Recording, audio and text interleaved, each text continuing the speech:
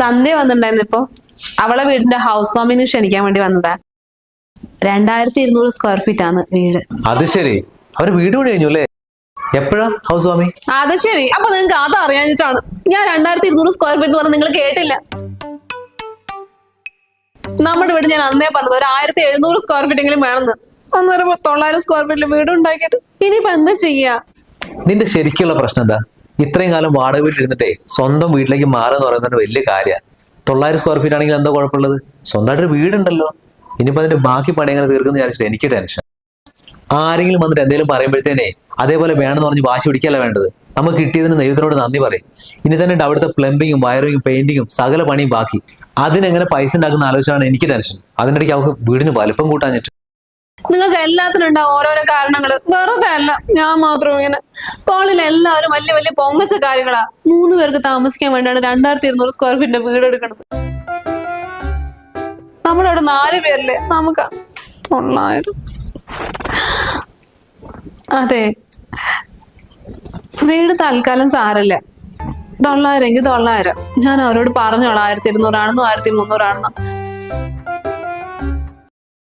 പക്ഷെ ഞാൻ നേരത്തെ പറഞ്ഞില്ല ആ കാര്യം. നേരത്തെ പറഞ്ഞ എന്ത് കാര്യം?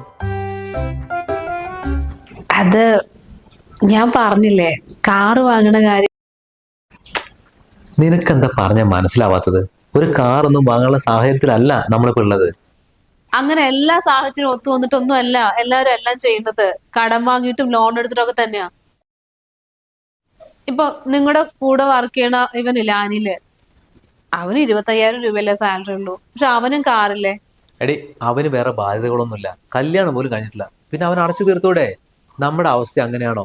നമുക്ക് വീടിന്റെ റെന്റ് കൊടുക്കണം, വീട്ടിലെ ചെലവ്, കുഞ്ഞുങ്ങളുടെ കാര്യങ്ങൾ, ഇതൊക്കെ നോക്കണ്ടേ? ഓരോ നമ്മുടെ വീടിന്റെ പണി നടന്നുകൊണ്ടിരിക്കുക. ഇതിനൊക്കെ പുറമെ കാറിനും കൂടെ ലോൺ എടുത്തിട്ടുണ്ടെങ്കിലോ അത് നമ്മൾ എവിടെ അടച്ചു തീർക്കാനാ? അതെ, പിന്നെ കല്യാണം കഴിയാത്ത അവന് പോലും കാറ്. അപ്പൊ കല്യാണം കഴിഞ്ഞ നമ്മുടെ കാര്യം ഒന്ന് ആലോചിച്ച് നോക്ക്.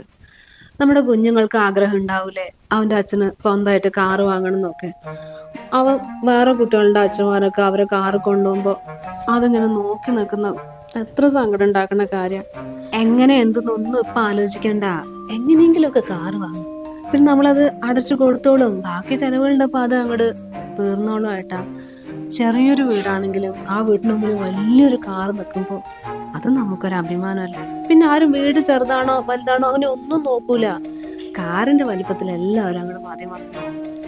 നമുക്കതൊരു സന്തോഷമല്ലേ.